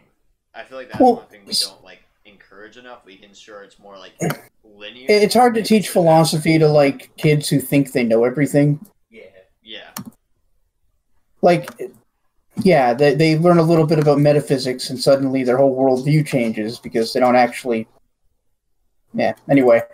What I was going to say is I would have liked to have seen something maybe in elementary school of going over like fairy tales and how we, like, where they came from, just sort of going over their origins to sort of prime kids for these not real things, how they came to be understood and popular. And then maybe later in high school, when kids are old enough to sort of think for themselves, go over specific things like astrology and, I don't know, what's another good example? Homeopathy and stuff like that people believe in that are bullshit. Go over why they're bullshit, what's the evidence against it, or lack of evidence for it, that sort of thing. Teach people how to think critically, not just what to think. The thing that we never teach is reading a situation. That is never taught. And, like, if you can't socially read a situation, that makes life, especially in the world. See, that's a little trickier to teach, though, because it's heuristic. You can't really teach an algorithm for socializing. And this is coming from an adult with autism here. Like, it's something I've had to teach myself, but there is no algorithm. You have to... Less on the fact of, like, teaching the exact, as in being like, here's how to see if someone might be uncomfortable. Here's a couple things, but don't assume that. If you don't know, ask. Like, if you think you're making someone uncomfortable, be like, hey, am I making you uncomfortable? Okay, so just like communication skills. Yeah, just a simple communication. Now that I could get behind, because people suck at communicating, and it's a big part of why people's relationships are so bad.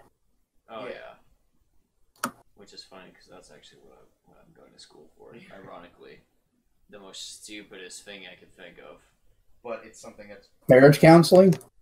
Oh, yeah, no, that'd be... Honestly, I've always thought about being a marriage counselor just so I could literally look strangers in the face and be like, so what's your sex life like? Do a total... But no, like marriage counseling, I did a little bit of research on it because I had some friends who knew that I studied psych, and they're like, do you have any advice? And I'm like, I'm not a marriage counselor, no. And they're like, but we trust you, so could you help? And I'm like, give me a week. So I sat down preparing to like fill my brain with marriage counseling therapy skills and stuff. And in about 10 minutes, I'm like, oh, it's just communication. Yeah. Yeah. Oh, No, this is a racket. Like, this is the easiest thing. The one thing I do remember, there's a marriage counselor who was like interviewed for some magazine, and he'd like done super well with a bunch of clients. They're like, why? And he's like, well, here's the first question I asked. Do you two want to be together? And if they both say no, then that's it. You're done. Yeah. Fucking get divorced. Yeah. Go your separate ways. Yep. Done. My secretary will file the paperwork for you. Like 5 minutes. You want to be together? No. Okay. There you go. Well, Glad we figured Then that I'd like. out. That'll be Well, then I'd like $12,000. to. Yeah. Then if you just head down the hall, you'll find. Were you I don't know. I'm trying to think of a lawyer company that wouldn't sound like a stereotype, but I can't. So I'm just gonna shut up. Elk and elk. Elk and elk. Elk and elk. That Yeah, that's actually good. exists, though. Yeah. Okay, you'll find moose and squirrel down the hall. Moose and squirrel. They can help you. You'll find Bangers and Mash, the lawyers, right down the hall. The bangers and mash. Damn. You'll find grits and shipe down the corner. Find fish and chips down the hall. Well, that's a very specific one. It's just a They had a bowl of plan. just a bowl of fish and fries. That's it. That's Yeah. your mirror. That's It's a bowl of fish and fries wearing Top a hat. fancy watch. And the top hat. And googly eyes. Google it. Fish and chips, Esquire. Oh my god, Chips Jesus, Esquire. Esquire. How did fish and chips pass the bar, but I didn't? They ate it and it was good. That's how. They bribed their way through it. It's like, well, no, they just had a better understanding of constitutional law than you. That simple. Stupid. They really got to the cog of the machine. Wonka wonka. The cod of the machine, am I right? Nice. I've had it up to here with these puns. You know what they say, carpe diem. Oh, Dang. I think that's the pike of your performance. Nice. Nice. The other thing I wanted to, like, on the subject of fake science, like astrology, a friend of mine was very into, like, tarot cards and tarot readings. And Oh, yeah. very into, like, astrology. And I asked him, I was like, why are you into this? And he looked at me dead in the face. He's like, because it's bullshit people will pay for it. And I said, yeah. Okay. Yeah. But, like, so you're actively, like, possibly harming people, getting them to make decisions based on something that you know is not true. And you think that's defensible. Why? Because you think they're stupid? Pretty I'm much. like, that's Well, you can get into the sea then, whoever said that. Yeah. I mean, that's the outlook that most of them have, but, like, I know. They're shysters. pieces of shite. It's like people that try to convince you that eating turmeric will stop you from swelling up. Or the other thing that I got into a big argument with my social studies teacher at my career center about this. Where she was talking about, like, she was a vegetarian. And that's Sure. fine, like, Yeah, no. But then It's she cool. was like, humans were born vegetarians. And I'm like, no. That is super not true. There's a bunch of science that says no. And she's like, Well, that's not even just science. Like, we didn't discover, like, we did eat some vegetables because we were gatherers in addition to hunters, but it took us a long time to develop agriculture. yeah. Like, that wasn't something we had from the beginning. We didn't evolve to grow wheat. And then, like a good friend of mine, my friend's wife, actually, she's been a vegetarian since she was very young. Sure. And she just physically can't eat meat anymore because she's been a very vegetarian. Oh, yeah, that's pretty normal. Yeah, that happens.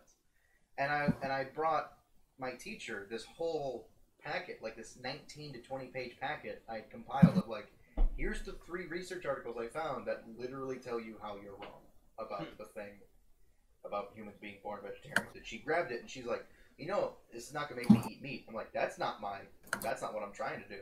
Yeah. You were just wrong, and here's how I proved it. Yeah. Like, oh, okay. I'm like, you don't eat meat, you don't eat meat. I'm not gonna tell you what to do. Sure, like, fine. Like, ideologically, I'm very sympathetic to both vegetarianism and veganism, but I also like meat. Yeah.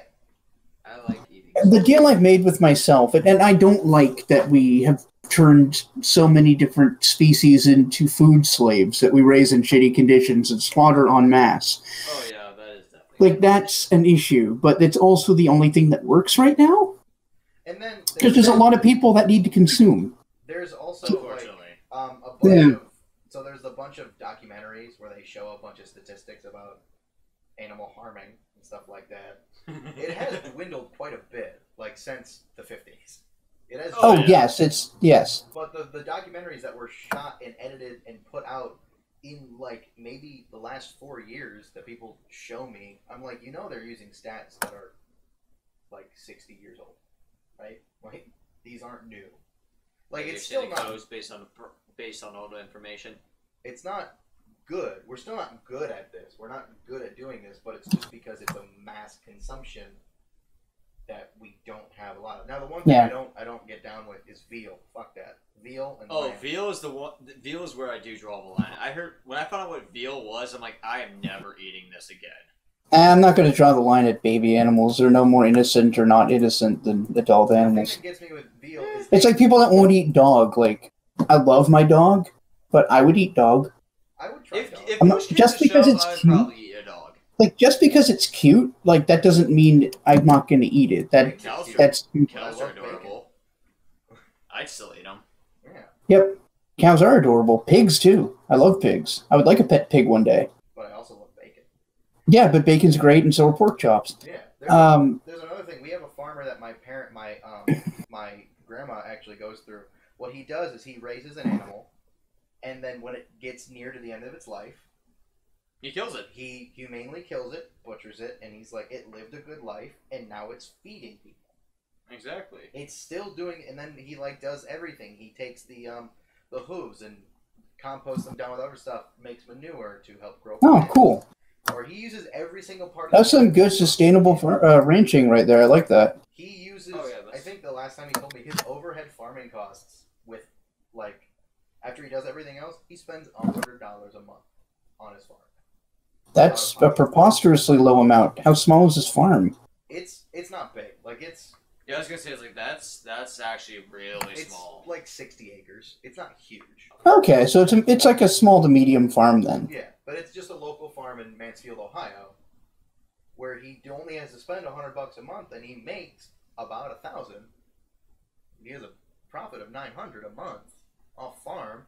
It's because he's like, hey, I made pork chops, I made bacon, I made ribs. Now I'm going to use the parts that I don't sell as meat and compost them with the other parts like bones. Yeah, I guess if you own your land and you eat mostly what you make, then $900 isn't too bad for living on. No, because he always takes a cut of everything he makes and puts it in his deep freeze, and he has meat. And he uses that meat. And usually he's like, I grow an animal for like 2-3 years. Like 5-6 years, an animal will live through its life, and when it gets old, if it's not diseased, again, if it's diseased, he can't do a lot with it. You can just kill it and put it in the ground and just hope it can grow. And then he'll grow plants with it instead. Same as we all do when we die. He'll do what he can with what he's given. Right. So the point I was getting at is, once it becomes reasonable both economically and, like, quality-wise, I'm more than willing to switch over to test tube meat. Yeah. Oh, yeah, no, yeah. Like, if it's passably pork, then sure, I will stop eating slaughtered animals, because it's actually not cool. I mean, yeah, with the current conditions that it is, yeah, no, I would definitely... Well, just on a fundamental level, there's nothing wrong with eating animals, but we treat them as though they're a lesser species. It's... Yeah. Yeah. Like, on the subject of eating dogs, I said, I tried dog, and they looked at their dog, and like, I wouldn't eat my pet, and I'm like, it's not my pet. No, I'm not going to eat a pet dog. Yeah, push came to shove, if, like, all shit, like... If hell broke loose, yeah, if, like, pretty much the apocalypse happened. Sorry, like, we gotta eat. Sorry, Fluffy, but I'm hungry. Like, it's not something I like to think about, but, like... I wouldn't be able to do that. I wouldn't like it, but... I couldn't. I mean, I might be able to put Molly down so she wouldn't have to suffer, but I wouldn't be able to consume her. I'd have to bury her or something. Yeah. I couldn't. She's my baby. If push came to shove, I might be able to eat my pet. But it's like, it's the most extreme. circumstance. Yeah, no. Instead of I'm being not like- saying that like the second the apocalypse happened, I was like, well, Yeah. I know See, time to yeah, you see a first zombie and you just get out a fork and knife. Hey, listen. All In right, the oven.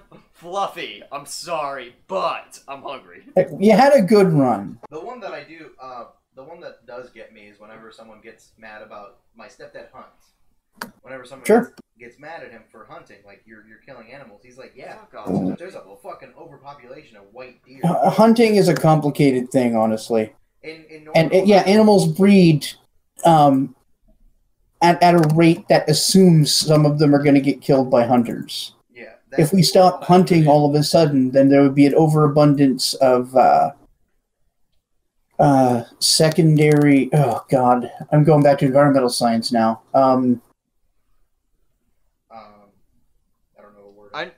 It's pretty much what Yeah, we it's know not population autotrophs. The would be one above that and below. Whatever the fuck. There'll be It's too the many. basic balance of nature. There'll be too many deer, and that means that we'll end up with too many wolves because there's lots of deer, and the wolves will eat them all and then breed and make more wolves. Yeah, it's just a chain. Yeah. And Yeah. so like there's still an overpopulation. We kill and consume a lot of deer in northern Ohio. Yep. Oh yeah, we And do. there is still a way huge overpopulation of white-tailed deer. And there's also an overpopulation of rabbits. And rabbit is good. Oh my Rabbit god. tastes very good. Yeah, You know how rabbit's many real times I've gamey. walked I like down mixing campus and I see rabbit. just a fat rabbit. I'm like, you would be delicious. No I- offense, I- but you look great.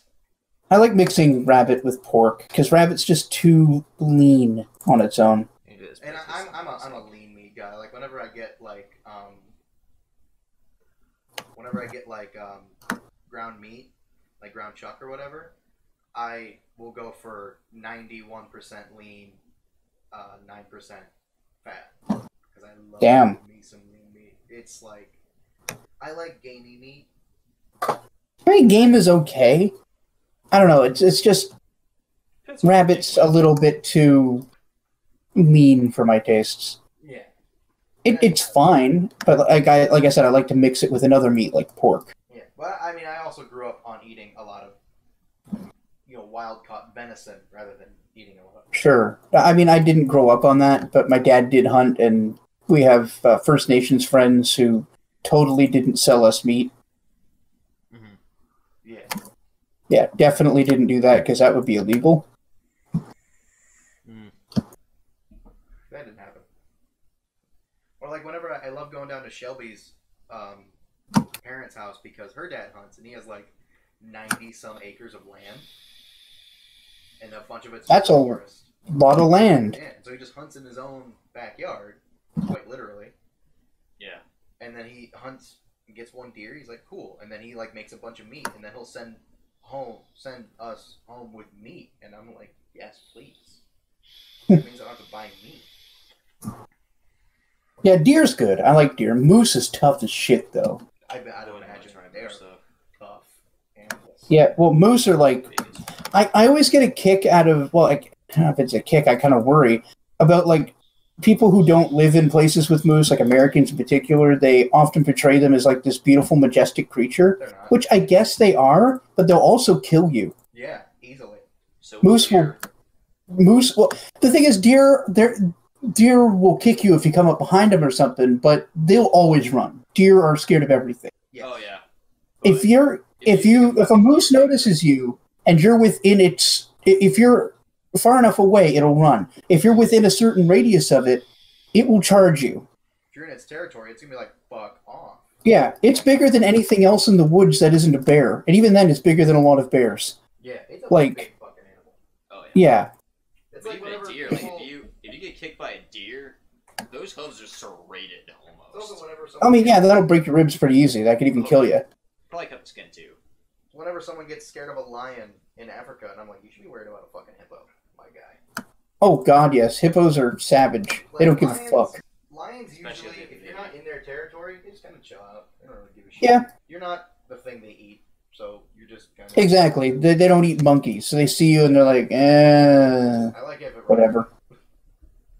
I mean, yeah, if you get too close to the den, then Daddy Lion's going to come up and kick your ass just so he looks cool in front of the girls. Yeah. Yeah. But, like, But like hippos will just fuck you up because they can. Yeah, no, they are savage. They don't give a shit. Hippo. I feel like it'd be really fatty. They're kind of like what's that? Yeah, Wolverines. They don't give a flying fuck about anything. They will kill. They will not kill. They will fight bears. They don't care. I was watching a documentary about them once. They're talking about I don't know if it's the largest in the world, but they have a ridiculous amount of like territory for an animal their size. Yes. Like it's redonkulous. The biggest one that has the biggest territory that I know of all animals that are kind of mid-size, is a nurse shark.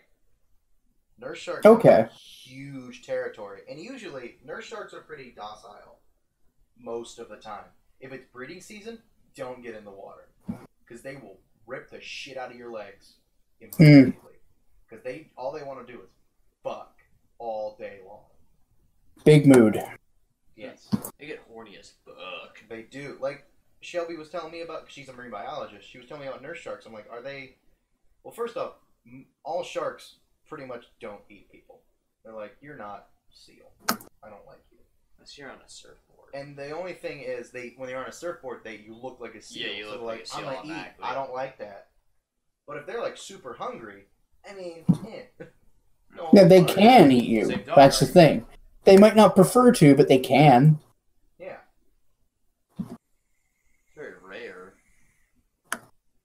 Maybe there's been like one actual documented case of a shark like actually trying to hunt humans. And that's in the like big empty middle of the Pacific. There's a big area where there isn't a lot of prey for sharks. So if they're there's like 100 miles they have to swim before they get near any kind of prey. So they're fucking hungry. So they're like, your food. I'm gonna eat you. Well, you see like polar bears that are living with receding ice flows, and the food is scarce there. They'll eat a fucking tire out of the garbage. Yeah. Like, if an animal's hungry, it will eat anything. Not too unlike humans. They just want to make the hunger pain go away. It just doesn't feel good. My tummy was making a rumblies. Federally hands could clutch. That's something that always got on. Now you got me on a rant here. That's something that always got on my nerves is people who get all up in arms about like unhealthy eating, especially from people who are below socioeconomic state. Yeah. Like, you're not often when you're poor, you don't always think about nutrition as much as not being hungry. Yeah, no, it's not fun being hungry. No, it fucking sucks. Like my dad, for instance, he's like, just go get some food. And I'm like, that's not how it works. Yeah, just go get food. $4. Yep, I can get, and you spend that $4 at McDonald's because it will feed you. Yes. Yes, it would be cheaper to buy some, like, rice and beans, but I would need $20 to do that. Yeah. Or the other thing that I'll eat whenever I'm really struggling, I'll get like 9 cans of pork and beans. Just fucking throw it in a bowl, put it in the microwave for 30 seconds. It's not super warm, but it's like 46 cents. It'll work, yeah. We used to eat that all the time when my stepdad and I were first, like, in the trailer. We didn't have any money. We had none. My mom was paying for a house for a year and a half by herself. That's a expensive mortgage on... Yeah, no kidding. Yeah, on not a good salary. So when she moved, she was in a bunch of debt. So she was paying off back debt, and we had pork and beans and a pizza for a week. And then, like, if you wanted a ham sandwich, you got 1 slice of ham, you got no cheese because we couldn't afford it, and you get no condiments because we couldn't afford those. So you have ham on 1 piece of bread, and you roll it up, and that's your food. Deal with it. Yeah. Poverty sucks, folks. It's not fun. No. And the other thing is, I'll have friends who like get a good friend of mine. He's nice. He's just kind of always had money, and he got lucky when he was in college. He got a really good internship during his junior year. Sure. And so he stayed with that company for a while. I don't remember the company at all because I don't think he works there anymore. If he does, he's pretty high up there. But he's always had money. So he's like, just order some food if you don't have any. And I'm just like, that's Fuck not off. how I work. Yeah, I've had that a few times from people who mean well. I'm like, oh man, I really don't feel like cooking. And that's another thing, now that we're on the topic. When you're poor, you always have to cook. Yes. Oh, yeah. There's no convenience food. Like, you don't always want to cook, but if you don't, you're hungry. Yeah, pretty much. Or you throw shit in the microwave that shouldn't go in the microwave. Yeah. Oh, I've microwaved rice before. That's bad. Not good at all, but it makes hunger go away. Wait, it's not. Yep. No. Yeah, but when you're in the depths of depression and need food in you and you have no money, you'll microwave rice. Yeah. I used to microwave, take, when I didn't have, like, a lot of water or anything, or, like, I was in, like, a dorm room, I used to take a package of ramen, throw a bunch of water in it, and just throw it in the microwave, take it out, put the packet on, and I'd have cold noodles because they wouldn't be cooked that much, but they would not be hard. And it would be, I'd be like, this is good enough. This is decent. This is fine. Or the other thing is, Shelby, my girlfriend, when we first started kind of living on our own, I wouldn't eat as much as I usually would at, like, the food hall that we had at the university. Because I'm like, we don't have enough money to get all this food, so I eat a little bit, and I would be hungry, but I wouldn't be starving hungry. It's just kind of a little bit of a rumbly. Just deal with it. Instead of eating all the food you have one day, and then not having any food. It's got to ration out your meals if you don't have a lot of money to buy groceries. It's easier that way than the latter. Boy, this got like really real, didn't it? Yeah, it did. What were you even talking about beforehand? So yeah, basically the reason no one likes Minecraft is poverty. Yeah, no one likes Minecraft because it reminds me how poor I am. Fuck you if you're gonna make me pay $25 for that game, and then make me buy Minecraft Realms. I'm not down with that. The hell's a Minecraft Realms? Paid for servers. You can do it for free for 10 minutes. After that, you gotta pay. Fuck that. Right. It's bullshit. How am I supposed to create a boat in 10 minutes? How am I supposed to create a boat in 10 minutes? I like that. That's the real question. Like, how do you make a boat in 10 minutes? Machines can't even do it that fast. It takes a day. Yeah. Ever watch how it's made?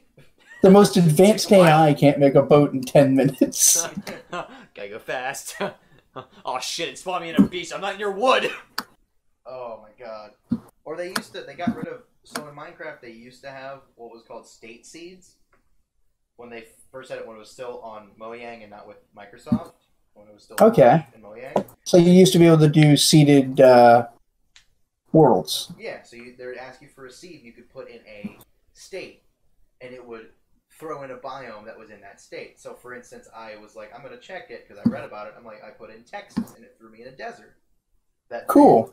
When you traveled far enough up, you got into, like, a grassland because that's Texas. Or if you went to, like, I put in Arctic Circle, it just threw me in a big forest of ice. And then once you travel far enough away, you can get to water. And then once you travel far enough on the water, you get to snowy land. And then if you keep going, you finally get down. But they stopped doing that because I don't know why, but they don't do it anymore. And I'm like, that was a really cool addition. Because you just you're like, I want to play in a biome kind of like where I live. So I put in Ohio, give me a deciduous forest. That's Ohio. Was it flat too? Probably should have been flat. It was flat and then became hills when you went down to Butler. Oh yeah, no, Man. yeah. The southern you go, the more hills. Yeah, I don't even know any stereotypes about Ohio. I was trying to come up with a joke, and I'm like, I don't know fuck all about it. Bullshit. Allegedly, one thing that I've learned is that we compare distance as a measurement of time. Yes. That is a weird stereotype that I learned about Ohio. And only Ohio. Yeah, like I tried to use that the first time I went to RTX Austin. They were like, how far is this from this? I'm like, oh, it's like 1.5 miles. And they're like, yeah, what's the time? And I'm like, 1.5 miles. Like, and then I'm like, oh, shit. Other places don't do it this way. About 5 minutes away.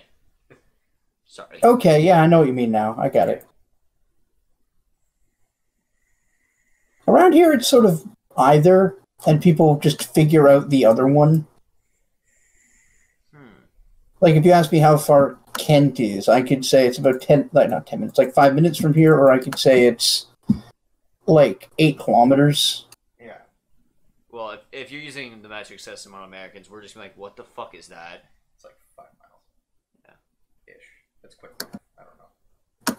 I don't know the kilometers, the miles thing. 1.6. Yeah. 1.6K to a mile. So 8 kilometers is like 7-ish. It's more than 8 kilometers. It's probably like 12. It's just... Divided by 1.6, it's like 5, 6. It's like 6 point something or other. I don't know. I'm not going to do that math right now. We're not going to go that far into the decimal system. It's 6-ish. Somewhere around 6 to 8. Yes.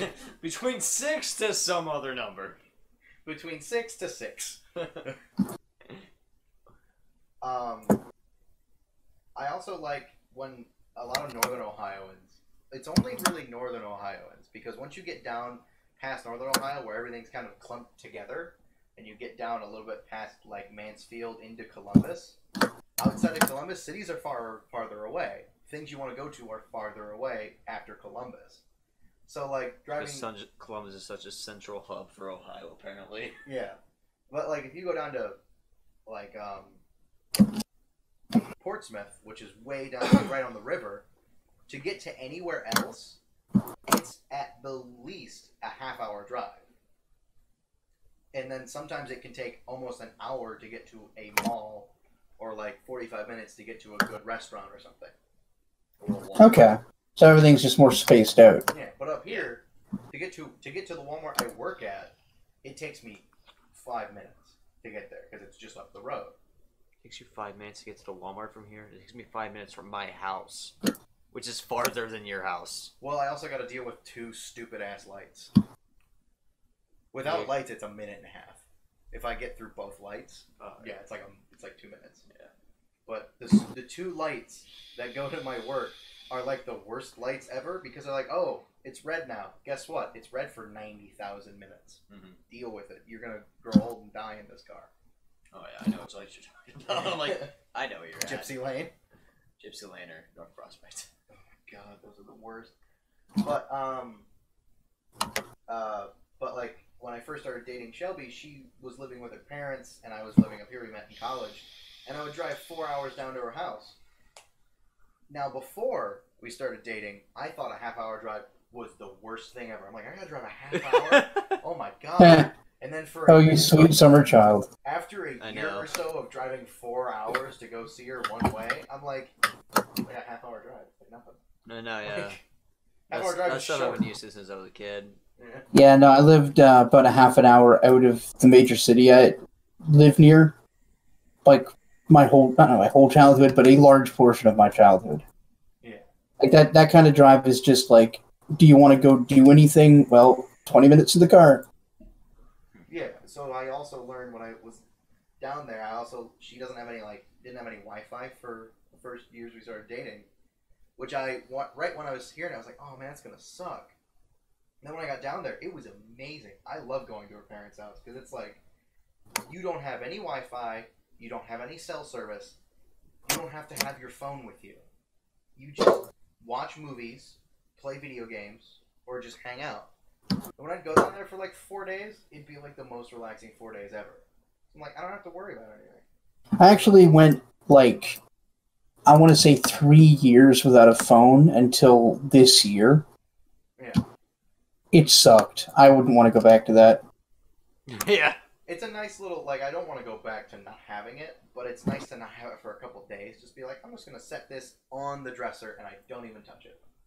Yeah. Not even with me. I don't care. Nothing's going on. No one's going to call me. They can't. So it's just kind of sitting there like, oh, yeah.